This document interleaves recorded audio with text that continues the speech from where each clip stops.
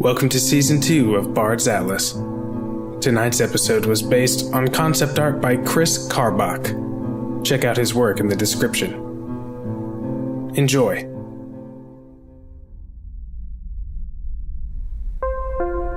Incoming message. New database submission imminent. Bard designation. This is actually Eli. I'm transmitting from Fox's computer, but I will be delivering the submission. Log ID. Log 98-676. Subject. There's not really a subject right now. This is a journal predating the Sandkit expansion on a planet nearby the Arbiter's Hammer. Compiled. Begin submission. Fox has helped me translate this story from a very old and regal dialect of Sinkiti, which of course originates from Sandkit. Thanks for the help, Fox, by the way. And thanks for letting me submit through your computer. Because, once again, mine is defunct. It probably got tired of you reading Fairwild's fables. That's my guess. Oh, already I can tell that this is going to be delightful. The journal belonged to a handmaiden for what Fox and I believe might be one of the last queens of Sandkit. The entries begin on the 6th day of Sandkit's month of Eldon.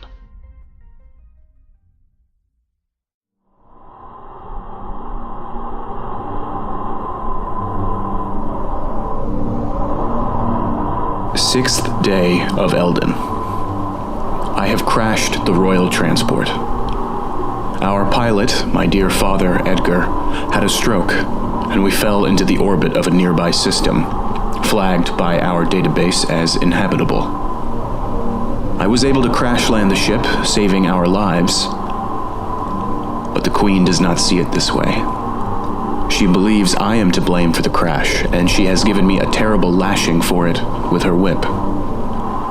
Is it bad enough that I have lost my dear father, and that we are stranded in a strange jungle? Must she torment me so? Later, I requested that Her Highness provide my father his customary burial rites, as his father and his father's father had received at their deaths for their years of service to the crown. She has agreed to do that at least, although very reluctantly. But she would not permit me to remove my father from the ship to be buried until I had finished assessing the ship's damages, so I will have to do it after night has fallen and the Queen is asleep. Next entry. The Queen has desecrated the burial of my father.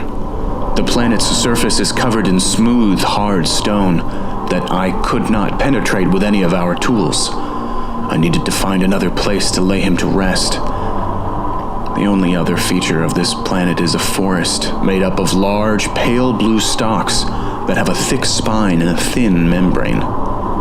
The stalks tower over us, blocking our sight lines, but I soon found one spacious enough to fit a man within. Using a thick knife, I sliced a long sliver in the base of the stalk from my head to my toe, causing a thick, steaming hot red liquid to come oozing out. It was frighteningly like blood, only much hotter. I abhorred the idea of sealing my father in there, but for lack of alternatives, I placed his body inside the stalk and then stitched up the very seam I had cut, using spare fabric from my garments kit.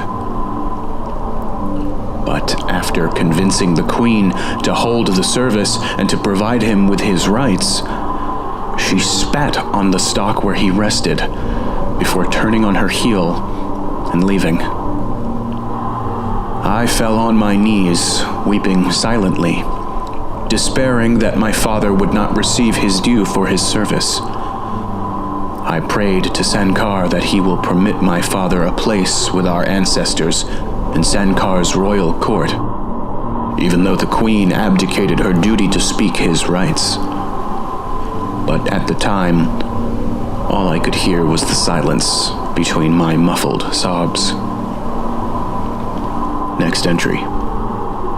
The Queen is hungry. No doubt she has never been without food for more than a breath, and now each breath she takes she uses to berate me for the pangs of her stomach. I am not a skilled technician. It is going to take time for me to fix the communicator, and even longer before help will arrive. I have told the Queen that if she wishes to eat beyond our rations, she will need to find food in the jungle. I admit I do not relish the idea of sending her out there, despite her clear hatred of me. The pale blue spines that surround us do not make for comfortable hunting, assuming there is even game to conquer for food. Furthermore, the plants themselves have begun rumbling, a quiet growl that permeates the entire forest. I do not blame her for her trepidation with exploring the depths of this place. But for better or for worse, she barely does so at any rate. Even though she claims that she has been going out searching diligently for food, I can feel her eyes watching me from across our small clearing, glaring, seething at me as I fumble with the comms array. After enough time has passed, she comes back to give me another lashing for not yet having completed the necessary repairs to call for help. Next entry. The Queen decided yesterday that she will fare better than I at repairing the comms array. I protested, but she screamed and hurled her whip at me until I finally fought back. For generations, my ancestors have loyally and proudly served the royal family, and never once have we come to blows.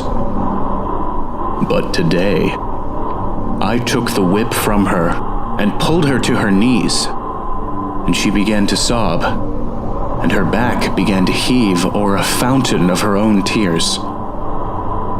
Her screeches were daggers to my soul as they were to my ears, like the squeal of a tortured animal.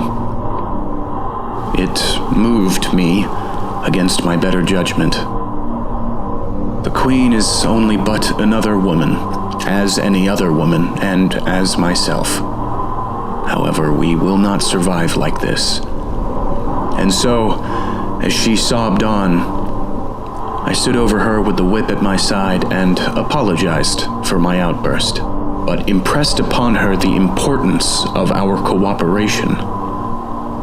In a show of good faith, I offered to go hunt while she took a look at the comms array, even though I was certain I would find nothing but the growl of the forest. She did not provide me a reply to any that I offered, continuing to clutch at the smooth stone ground and weep as I took the whip out into the pale blue jungle. While I was out, I walked as far as I could, twice as far as the Queen ever would, and proceeded to hurl the whip as far away from the camp as I could muster strength in my arm, leaving the whip to be lost in the forest behind me. Last entry. It's considerably longer than the others. The Queen is gone. May Sunkar show her mercy. I arrived back to the camp last night to find the Queen missing, as well as all of the rations, including those apportioned to me. I searched and called for her, but she never came. I went to the comms array to work and fell asleep by the fire. I was awoken by a sharp metal clanging sound, as if something had dropped to the ground, which gave me quite a start. My eyelids opened, but I did not move for a moment. It was quiet, and it was dark. I didn't notice it immediately, but the muted rumbling and growling that usually emitted from the jungle had subsided. As I turned onto my back, I froze in shock at a horrifying sight. The Queen was mere inches from my face, suspended just above by pale blue vines. She was gagged by a vine, wrapped tautly around her mouth, and her ankles were entwined in the same vines, lifting her off of the ground. Her left wrist was similarly bound, and her right as well. However, just below that hand, and now lying next to me, was the large knife I had used to cut open my father's tomb. It must have been her dropping that knife that awoke me. I stared at her in horror, looking between the dagger and her terrified, bloodshot eyes as they jittered about, darting to and fro. I am unsure how she became entangled in those vines. It looked like a miraculous work, possibly the justice of Sankar himself. But somehow, she was stopped in the act of murdering me in my sleep. And as I processed this, and looked into her primal, horrified eyes, I realized that if this is the queen I and my family have hitherto served, perhaps the interests of the people are better served elsewhere. I retrieved the blade from the stone ground, but as the queen jerked about, trying to break free, muffled screams coming from beneath the vine that gagged her, I realized what I had to do. I drew my face close to hers, forcing her gaze to meet mine as I placed my free hand upon her forehead. "Provide my father with his rights," I said. She blinked, and ceasing to struggle, gave a slight nod. I nodded back.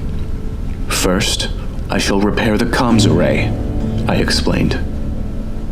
"And then, I shall release you to my father, after which we will both leave here alive, and you will not seek retribution against me or my family for my treason here tonight." The queen stared for a second longer before slowly nodding again, this time without blinking. It took me only several more hours to repair the comms array. I knew it was done because we picked up the transmission of a royal search party that was already near the system. I was not able to speak to them, but I was able to ping them, and soon I heard them state that they were coming to the planet to fetch us. I knew it was time. I turned to the queen, cutting the vines from her wrists before the vines from her ankles, and lastly the vine from her mouth. She stood up, no longer shaking, now eerily calm, without any trace of her former tears of terror. "My queen, will you now provide my father with the rights that are his due from the royal family of Sankit?" I asked.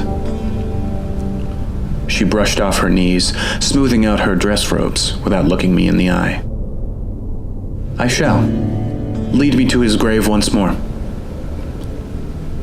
My eyes narrowed, for I felt distrustful of her. But as it would grant my father peace, I determined to lead her to the stock in which he rested once more. As we arrived at the stock, we saw a small ship descending from orbit heading towards us. "Don't even think about going to them until this task is complete," I threatened, brandishing the knife. She looked at the knife out of the side of her eye, then glanced at the stalks nearby. Vines continued to pull themselves from the stalks, being lifted up at the ready as if the plants around us were living, sentient, and ready to strike at the queen were she to waver.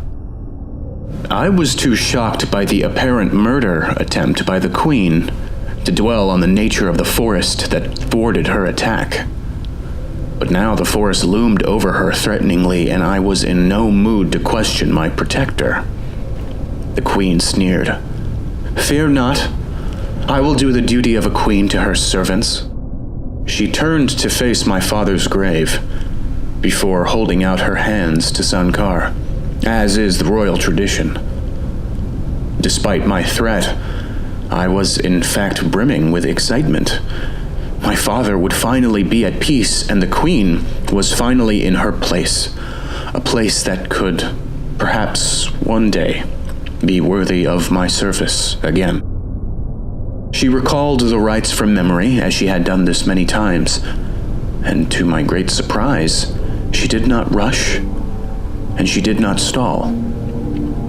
But she closed her eyes and prayed the prayer with full conviction, more so than I had ever seen her do before. When she had finished, she lowered her hands, and I felt a large weight lift from me as a sigh escaped my lungs, and I felt my father's spirit come to rest. The vines around us fell, drooping back to the stalks, still and lifeless once more. It was done. "Thank you, my queen," I said. Just then, men from the guard arrived, calling for the queen as they stepped through the stalks to arrive where we were. As soon as they saw her, they ran to her and knelt at her feet, muttering their thankfulness for her safety. She rose a still hand to silence them. "Good and loyal men of Sankit," she said, before turning to look gleefully at me. "Seize that traitorous wretch." I surveyed the intents of the men. They looked at each other confused, but then proceeded towards me, raising their harpoons. I looked about at the jungle, hoping for another miraculous rescue, but the jungle remained still. I turned on my heel and ran into the forest, with one last glance at the queen, who stood behind, shrinking into the distance, smirking at me all the while. I managed to outlast the guards, who were ultimately more concerned with the queen's safety. Several hours later, from a wide stalk that I climbed for a view, I saw the ship that had come down here depart back into orbit. I summoned the courage to return to the camp. When I arrived, I saw the comms array had been shot, as well as the engines of the crashed ship. Any chance of leaving this surprise tomb have quickly evaporated, departing with the queen the moment I chose to spare her life. But as I sit here by my father's grave, I cannot help but feel at peace. The queen's subsistence for my father's rest, my own life for the same. Were I to live this week 1,000 times, it is a choice I would make in every instance. The queen is gone.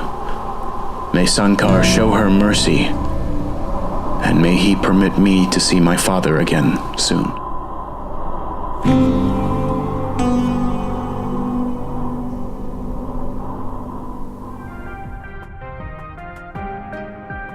End of submission.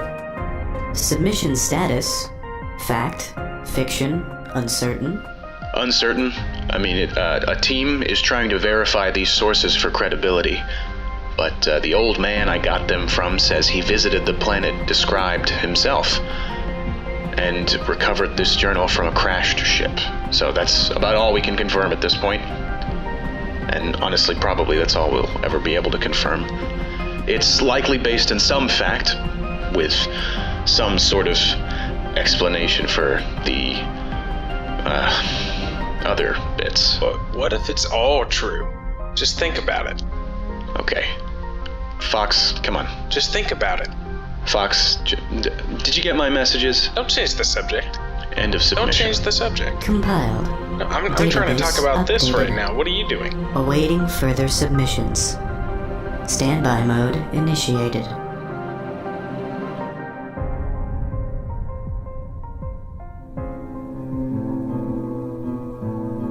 We hope you enjoyed tonight's episode of Bards Atlas. This episode was written and edited by Preston Richard. Eli was played by A.B. Narayan. Fox was played also by Preston Richard. Bards Atlas is a narrative and lore-building podcast that follows Fox and Eli, two traveling bards seeking new knowledge and stories across the universe. If you'd like to get in touch with us or submit a work of art to inspire a future episode, send an email to bardsatlas@gmail.com or find us on Facebook and Twitter. Don't forget to leave a comment and a rating on iTunes. It'll really help us out a lot. And as always, thank you so much for listening.